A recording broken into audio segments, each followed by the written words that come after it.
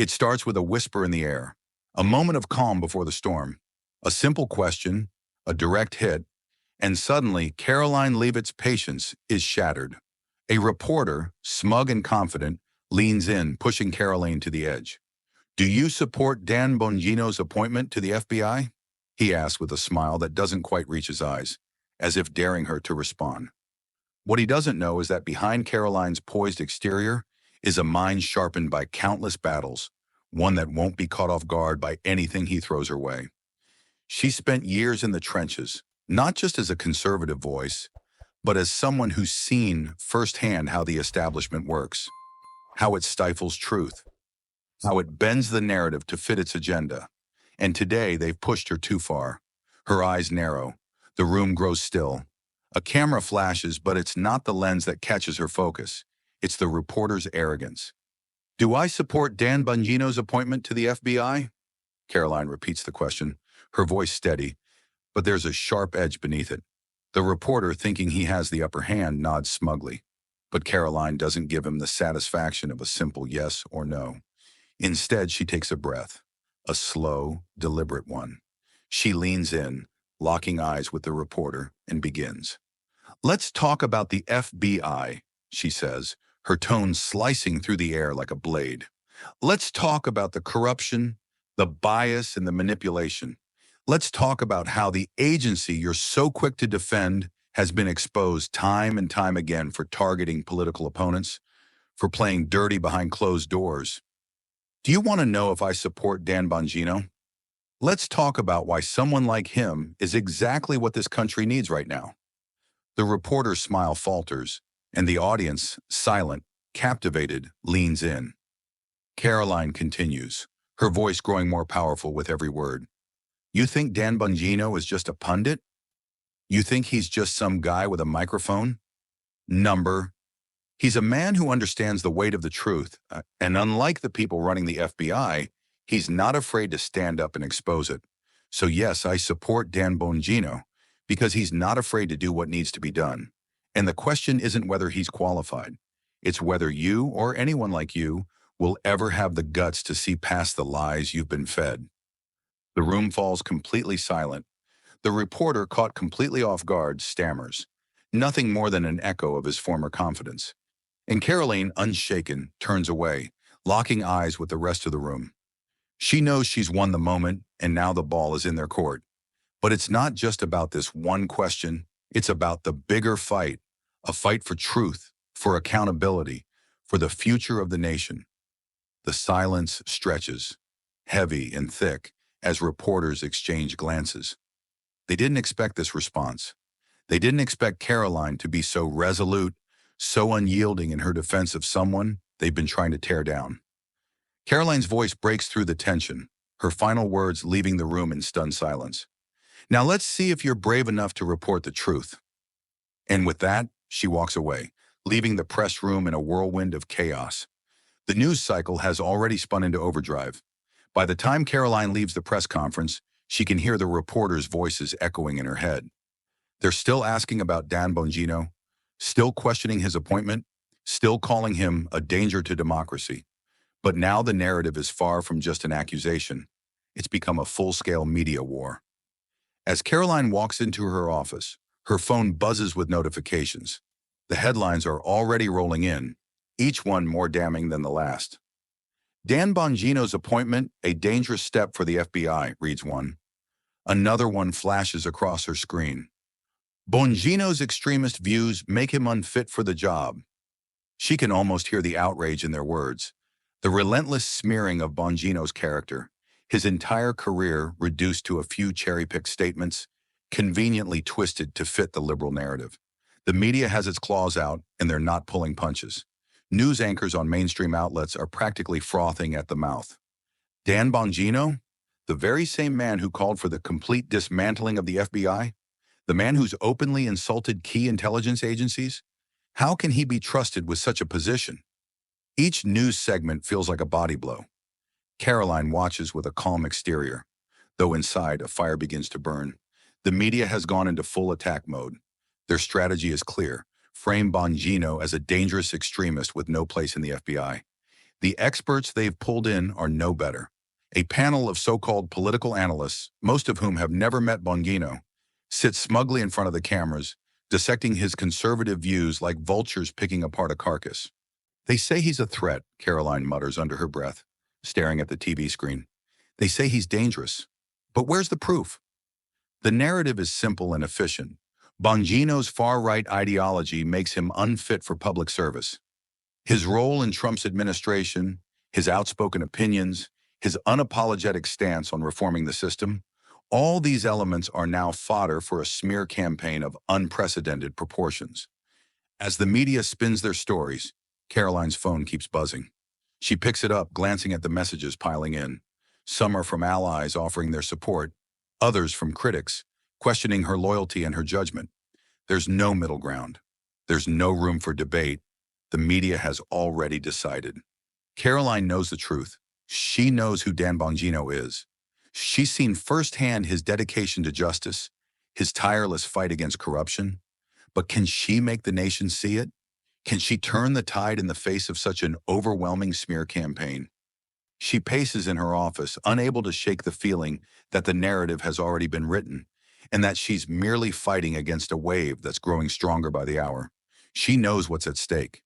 If Bongino's appointment is overturned, it won't just be a loss for him, it'll be a blow to the administration, to every conservative voice fighting to change the system. Just one chance, Karoline thinks, her fists clenching. One moment where I can speak directly to the American people. One chance to set the record straight.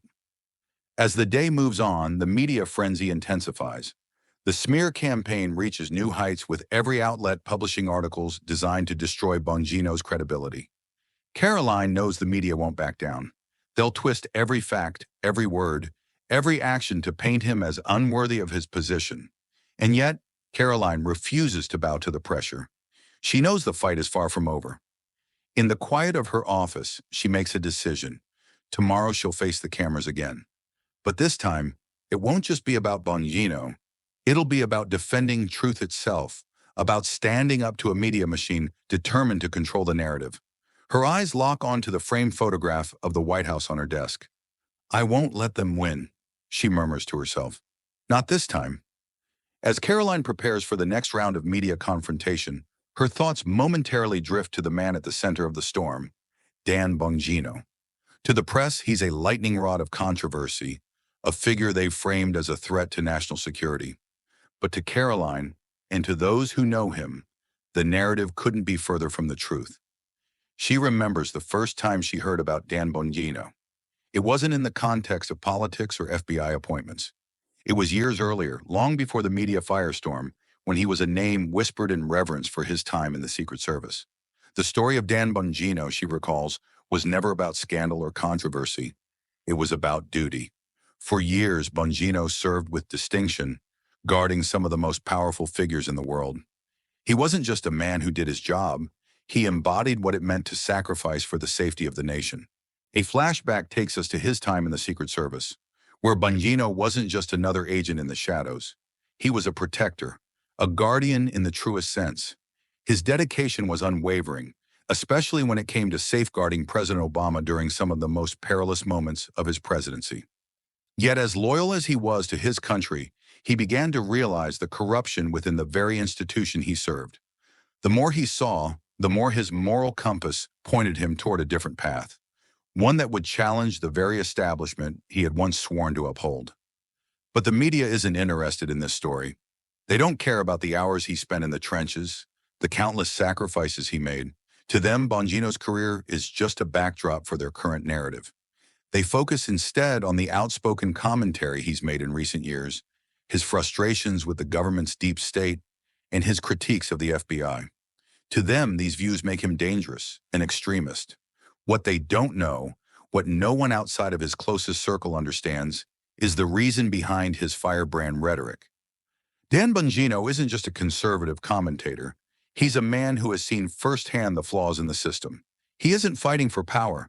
He's fighting for reform, for transparency, for accountability. As Karoline sifts through more information, she stumbles upon something that sends a chill down her spine, a leaked memo. It's dated only a few weeks before Bongino's nomination to the FBI. The contents are shocking, a coordinated attempt to tarnish Bongino's reputation before he even has a chance to step into office. The memo outlines specific actions to be taken, tactics to undermine Bongino's credibility, to paint him as a radical out of touch with the mainstream. It's clear that the media storm surrounding him wasn't organic. It was a carefully orchestrated campaign. And at the heart of it all are the very people who have the most to lose if Bongino's FBI appointment succeeds. Karoline feels the weight of this revelation. This is more than a smear campaign. It's an attack on the entire conservative movement. The same forces that are working to delegitimize Bongino are the ones who have spent years manipulating the narrative, pulling the strings behind the scenes, and controlling the narrative of American politics. The real question now isn't just how Karoline will defend Bongino, but how she will expose the forces working against him. She knows that exposing this conspiracy could be the key to turning the tide in Bongino's favor. But it's also a dangerous move, one that could put her directly in the crosshairs of powerful figures who will stop at nothing to keep their secrets hidden. But Karoline isn't afraid. She knows that the truth, no matter how ugly or inconvenient, must come to light. The battle is no longer just about a nomination. It's about the soul of the nation itself. With newfound resolve, she begins preparing the next steps. She can no longer just react to the attacks on Bongino. It's time to go on the offensive. The media and deep state are going to learn that Karoline Leavitt isn't just a press secretary. She's a warrior fighting for what's right. The day of reckoning has arrived. The tension in the air is palpable as Karoline Leavitt steps into the press briefing room. Her face is calm, collected, unshaken. She's prepared for this moment, prepared to face the barrage of questions that have been building up over the past few weeks. This isn't her first time in the hot seat, but today everything feels different. Today she's not just defending a nominee, she's defending the truth itself. The room is crowded with reporters, their cameras trained on her as she takes her place at the podium. The atmosphere is electric, anticipation so thick you could cut it with a knife. Karoline knows this press conference could either make or break Dan Bongino's future, and by extension, her own career. But there's no turning back now. She's not about to let the media control the narrative. The questions begin to come in rapid succession. Why should the American people trust a man who spent years criticizing the very institution he's been nominated to lead? One reporter asks. Another chimes in, isn't it dangerous to have someone with such extreme views at the helm of the FBI? Karoline stands tall, her eyes scanning the room, unflinching. But it's the next question that sets the stage for the showdown. A reporter, leaning back in his chair with a smug look, sneers, does this administration really think a right-wing podcaster belongs in the FBI? A man with no law enforcement experience, no understanding of the complexities of national security. How does that even make sense? The room goes silent. Karoline can feel the weight of the question pressing in on her, the eyes of the room fixed on her every move. This is the moment she's been waiting for, and she knows she has to respond with authority. She pauses for just a second, letting the silence linger in the air. The reporters shift uncomfortably in their seats. It's a small moment, but it's enough to grab their attention. Then, with a calm but unwavering voice, she drops the first bombshell. Let me clarify something for you, she begins. Dan Bongino may have made his name as a commentator, but he spent over a decade in the Secret Service, protecting the highest levels of our government. He's seen firsthand the dangers our nation faces. And unlike many who have come before him, he's not beholden to the Washington establishment. He's committed to transparency and reforming the system from within. The reporters shuffle their notes, taken aback by the force of her words. There's a brief moment of stunned silence before the questions begin to fly again. But this time, the room is not as certain as it was before. Karoline has flipped the narrative, at least for now. But the attacks don't stop there. One journalist, a seasoned veteran, known for his confrontational style, steps up with a question even sharper than the last. Isn't it true that Bongino's rhetoric is far too inflammatory for a position like this? He asks, his voice dripping with disdain. How can someone who has built a career on dividing the country be trusted with the responsibility of overseeing the FBI? The question hangs in the air like a weight, but Karoline isn't rattled. She looks the reporter straight in the eye, her voice steady and unwavering. If you're asking whether Dan Bongino is willing to challenge the status quo, The answer is yes, she says, her words cutting through the tension. But what you call divisive, others call truth. The American people deserve transparency, and Dan Bongino is a man who will give it to them, no matter how uncomfortable it makes the elite establishment. The room falls silent again. The reporters are on edge, trying to process her response. Karoline knows the battle isn't over yet, but she's made her point. She's not just defending Dan Bongino. She's taking a stand for what she believes in. She's showing the media that she won't back down, that she won't let them define the story on their terms. But just as Karoline thinks she's gained ground, another voice interrupts. Are you suggesting that the media's concern about Bongino's past statements are unwarranted? That his previous attacks on the FBI don't matter? Another reporter asks, his tone challenging. That he's fit to lead an agency he's so openly criticized? Karoline takes a deep breath. This is the kind of question she's been waiting for. An opportunity to really drive home her point. She knows she has to stick to the facts, stay focused, and not let the narrative slip back into the hands of those who want to undermine Bongino. The truth is, Karoline begins, Dan Bongino's criticisms of the FBI are not personal. They are an indictment of a system that needs reform. The FBI, like any institution, must be held accountable, and if someone is not willing to question it when it falls short, then they are not the right person to lead it. Bongino has the courage to ask the hard questions, and that is exactly what this agency needs. Karoline's words hang in the air, and for the first time in the briefing, the reporters seem to be processing what she's saying. The hostile questions begin to lose their edge, replaced by a quieter, more contemplative atmosphere. But Karoline knows this is just the beginning. The media may have been temporarily silenced, but they won't back down easily. She's in for the fight of her life, but for the first time in this battle, it feels like she's in control. The atmosphere in the press briefing room shifts. The air is thick with anticipation, the quiet murmur of whispers echoing through the space. Karoline Leavitt, calm and composed, leans forward slightly, her eyes scanning the room. The reporters who had once been so quick to fire their questions now seem hesitant. They're on edge, anticipating her next move. It's been a relentless back and forth. The attacks on Dan Bongino's qualifications, his background, and his suitability for the FBI's top role have been fierce. But Karoline knows it's time for something different. She's had enough of playing defense. Now she's going on the offensive. She takes a breath. The microphone is slightly too close, but she adjusts it without breaking her stride. Then, without warning, she looks straight at one of the reporters, his expression one of smug arrogance as he prepares to launch another critique. Karoline's voice cuts through the tension. Let me ask you this, she begins, her words deliberate and measured. Where were you when the previous FBI director was confirmed?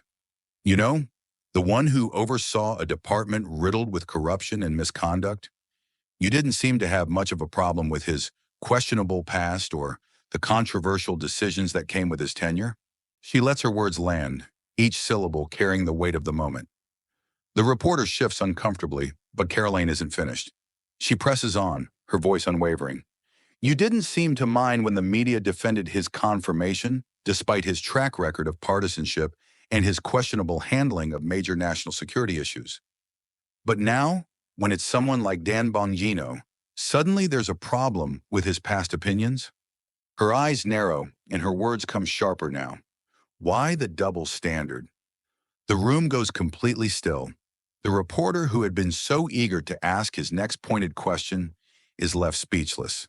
His mouth opens and closes, but no words come out. The energy in the room has shifted, and Karoline knows she struck a nerve. She watches as a few of the more aggressive reporters exchange uncertain glances, clearly caught off guard by her audacity. She's not done, though. This isn't just about calling out one journalist. It's about exposing the hypocrisy of the entire media ecosystem. You've spent weeks tearing apart Dan Bongino's qualifications, his past work, and his views. But where was your outrage when it was your favorite political figures being put in charge of agencies, despite their own controversies? Karoline's tone is now unyielding, her stance firm. This is not about qualifications. It's about a narrative. It's about making sure the people who challenge the establishment are kept out. The tension is electric, every reporter in the room hanging on her every word. No one dares interrupt her, no one dares speak. And let's talk about those who've called for reform within the FBI. Men like Dan Bongino, who want transparency and accountability. The same people you've demonized for years. You've labeled them extremists or dangerous, but all they want is to make this country better, more transparent, and more accountable. Caroline's eyes move across the room, meeting each reporter's gaze. The media calls them dangerous because they stand in the way of your carefully crafted narrative. She leans back slightly, giving the reporters a moment to process her words, watching as their confident demeanor starts to crack. It's rare for someone in her position to strike such a decisive blow, to hold the floor in such a commanding manner. But Caroline has done it, and the room feels different, quiet, almost reverent in the aftermath. The reporter who'd been so eager to challenge her finally finds his voice, but it's softer now. He stumbles over his words, trying to regain control of the conversation, but it's clear the moment has shifted in Caroline's favor.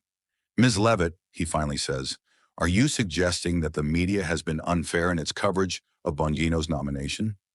Caroline doesn't hesitate. "What I'm suggesting," she says, her voice dripping with conviction, "is that the media has been more interested in pushing a political agenda than in reporting the facts. And the American people deserve better than that." The room is dead silent. Even the most aggressive reporters, the ones who had been challenging Caroline every step of the way, seem to have lost their footing. They sit there, their pens hovering over their notepads, unsure of how to proceed. Karoline Leavitt has just delivered the ultimate mic drop moment, one that leaves the room stunned and the narrative in her hands. For a brief moment, it feels as if the entire room is holding its breath, waiting for the next bombshell to drop. But none comes. Instead, there's only a silence that feels like victory. Caroline straightens up, ready to take the next question. But for now, she's won the moment. The media might not be willing to admit it yet, but Caroline has just exposed them for what they truly are. A biased machine determined to protect its own agenda at all costs. The press briefing room, usually just a backdrop for political theater, has suddenly become the center of a media storm. Karoline Leavitt's words have echoed far beyond the walls of the White House, resonating through every corner of America. As the footage of her confrontation spreads, the ripple effect is instantaneous. By the time Caroline leaves the briefing room, her phone has already started to buzz relentlessly. Notifications are flashing in rapid succession. Headlines, tweets, and viral memes all swirling in the aftermath of her mic drop moment. The media frenzy is palpable, and in the center of it all is Caroline, calm but fully aware of the chaos she's unleashed.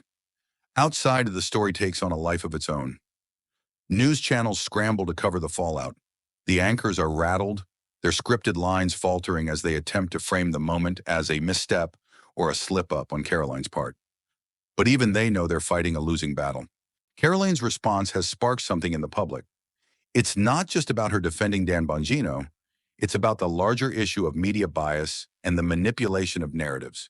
And the American people are watching, some for the first time, as the truth unfolds. The hashtag #TruthExposed is trending on Twitter, flooding the feed with a wave of public support for both Caroline and Bongino. The tone is clear. The media's smear campaign is being rejected, and Americans are seeing through the biased narratives being pushed. Tweets flood in, calling out the hypocrisy and double standards, each more forceful than the last. In a tweet that goes viral within minutes, one user writes, "If you're still buying into the media's lies about Bongino, you're part of the problem. Caroline just exposed them all." The tweet is liked and retweeted thousands of times, the hashtag gaining traction by the second. As the buzz around the briefing intensifies, Dan Bongino himself breaks his silence.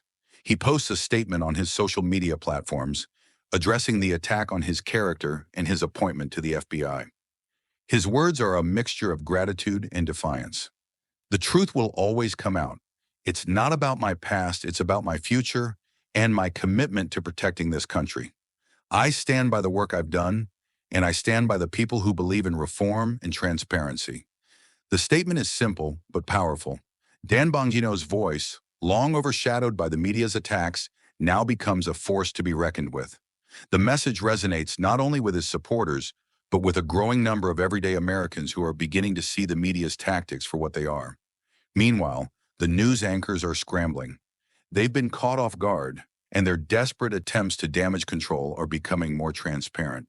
They bring in experts to try and downplay the significance of Karoline's words, but the damage is done. People aren't listening to them anymore. Social media, once a tool of the left, is now an outlet for those who feel disenfranchised, and it's here where the truth is gaining traction. Even the most liberal-leaning outlets, who had tried to spin the story in their favor, are now facing backlash. The narrative is no longer under their control. The American people are beginning to question the integrity of the press itself. Karoline's statement has pierced the veil, and the truth is setting fire to the myths that the media had carefully constructed. As the day draws to a close, Karoline sits at her desk, reviewing the flood of messages and media coverage. She's been in the game long enough to know the significance of the moment. The press might continue to attack, but they can no longer claim the moral high ground. The balance has shifted. The question now is how long the media can continue to twist the truth before the public catches on for good. And Karoline, along with Dan Bongino, is prepared to fight for that truth, no matter the cost. As the dust settles on the explosive press briefing, the broader implications of this moment begin to take shape. It's no longer just about Karoline Leavitt defending Dan Bongino, or even about the FBI appointment.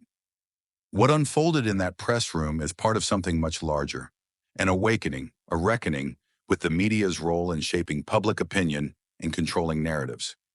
In the days that follow, the impact of Karoline's words continues to ripple across the nation. The truth, which had been buried under layers of media manipulation and political spin, has found its way into the hearts and minds of everyday Americans. The moment has exposed the powerful influence the press has, but also highlighted the growing resistance against it. The broader implications are clear. In a world where information is power, people are waking up to the reality of media bias. Karoline's defiance was not just an isolated act of bravery. It was a stand for truth in an era where truths are often twisted and manipulated for political gain. For too long, the mainstream media has operated with impunity, pushing narratives that align with specific political ideologies. But the walls are starting to crack. By standing her ground, Karoline has become a beacon for those who are tired of the one-sided narratives, tired of the elites who believe they can control the conversation. This moment is a reminder that every individual has a responsibility to call out the injustice, to speak truth to power, and to never back down, even when the odds seem insurmountable. For Karoline, this isn't just about winning an argument. It's about setting a precedent, a challenge to anyone who thinks they can manipulate the truth for their own agenda. It's a challenge to the media, to the political class, and to anyone who believes that the public is too uninformed to see through the lies. As she reflects on the moment, Karoline's message is clear. This isn't just my fight, it's our fight. It's the fight for the truth, for the people, and for the future of our country.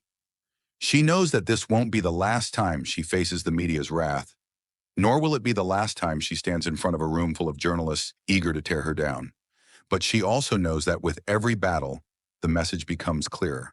The truth doesn't just survive, it thrives. So as the days go by, Karoline's resolve only grows stronger. She has become more than just a spokesperson for the White House. She's become a symbol of resistance against media corruption. And as more people rally behind her and Dan Bongino, it's clear that the tide is turning. In the end, this moment was never just about one person or one issue. It was about the battle for integrity, for honesty, and for the values that this country was built upon. The press may have thought they could control the narrative, but they underestimated the power of truth. Karoline Leavitt's stand in that press room will go down as a pivotal moment in American media history. It wasn't just a victory for her, it was a victory for all of us who believe in the power of truth over the tyranny of biased media. Final words from Karoline Leavitt. In the face of adversity, don't ever be afraid to stand up for what's right. The truth will always come out, and when it does, it will set us free. Never back down. Never let the narrative control you. If you believe in standing for truth and exposing the lies, don't forget to like, share, and subscribe. Join us in the fight for transparency and integrity.